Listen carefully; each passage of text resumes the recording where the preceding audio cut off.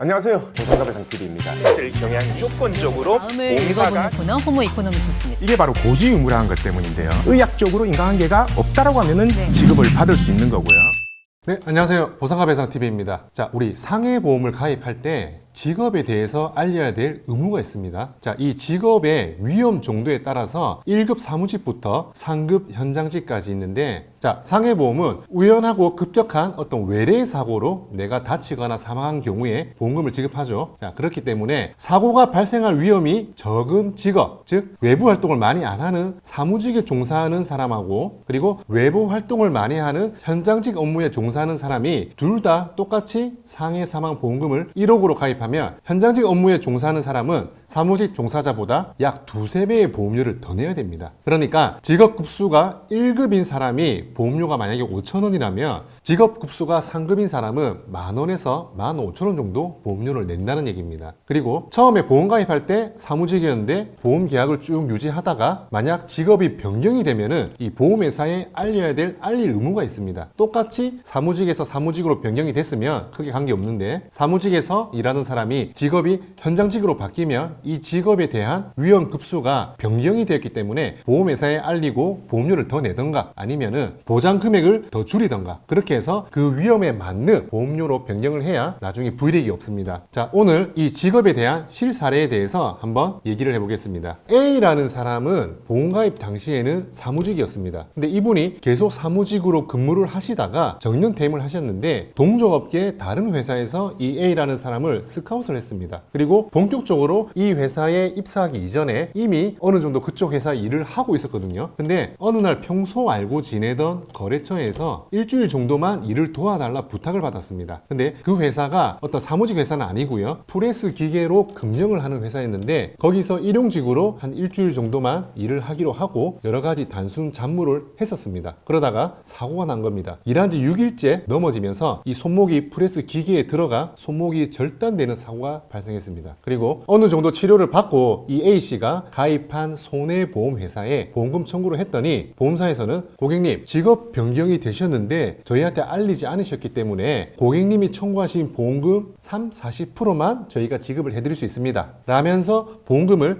한 60%에서 70% 정도 삭감을 해서 지급을 한 겁니다. 이 A씨 입장에서는 며칠, 일주일도 아니고 한 6일 정도 일하다 사고가 났는데, 10수년을 넣은 보험에서 직업이 바뀌었으니까 보험금을 삭감해서 지급하겠다 이렇게 얘기를 하니까 굉장히 속상하신 겁니다. 그래서 저희가 이 사건을 위임받고 조사를 좀 해보니까 잘하면 지급받을 수 있는 여지가 좀 있다고 판단이 되었습니다. 자, 저희가 주장한 첫 번째는 직업의 변경이 없었다 였습니다. A씨 같은 경우에는 본래 하던 업무가 있었고, 그리고 정년퇴임 후에 동종업계 다른 회사에 일단 취업을 할 예정이었어요. 근데 그 와중에 일용직으로 잠시 일을 하다가 사고가 났고, 자, 일용직 업무인 이 현장 업무는 앞으로도 지속적으로 일을 한다는 연속성이 단절되었다는 게 저희 주장이었습니다. 그래서 1심에서는 이러한 주장으로 저희가 승소를 했습니다. 당연히 보험회사에서는 바로 항소를 했고요. 사건은 고등법원으로 넘어가 2심이 시작이 됐습니다. 자, 중간에 보험회사 측에서 여러 판례도 제출하고 법리적으로 직업이 바뀐 게 맞다, 하다못해 이분이 정년퇴임하고 다른 회사로 이직하기 전까지는 무직인 상태였다, 이렇게 주장을 했습니다. 여러분 참고로 무직도 위험급수는 상급입니다. 현장직하고 똑같습니다. 여하튼 2심에서는 저희가 조금 고민을 했던 게, 이 A씨가 정년퇴임하시고 다른 회사로 스카웃 되시면서 정식적으로 출근하기 전에 비록 이직하는 회사 업무를 조금씩 하기는 했지만 그 노동력에 대한 대가로서 임금을 받으신 게 하나도 없었습니다. 그러면 자칫 보험회사 주장대로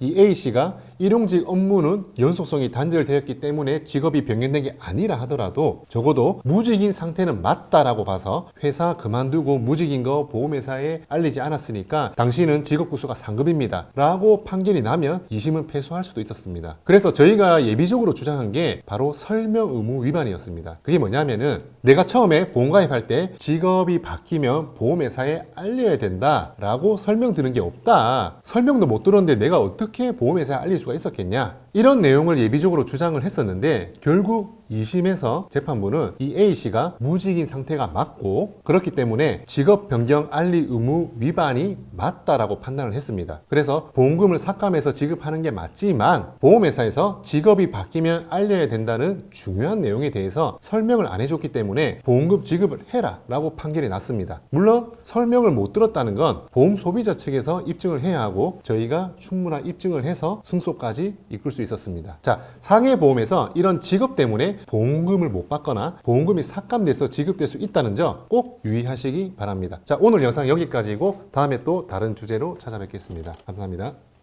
저희 보상과 배상 로펌은요, 전화, 카카오톡, 폰메일 상담, 카페 상담 등으로 상담받을 수 있습니다. 저희는 서울과 부산에 사무실이 있고요. 전국 번호는 1544-3102로 문의 주셔도 되고 카카오톡에서 보상과 배상을 검색하셔서 카톡으로 문의 주셔도 됩니다. 그리고 이 영상 댓글란을 보시면 메일로 신청하는 링크를 클릭하셔서 자세하게 작성해 주셔도 저희가 전화를 드리고 있습니다. 단 이게 후유장애가 남지 않는 2, 3주 진단 같은 경우에는요, 유선 상담을 하지 않고 있는 점 양해 부탁드리겠습니다.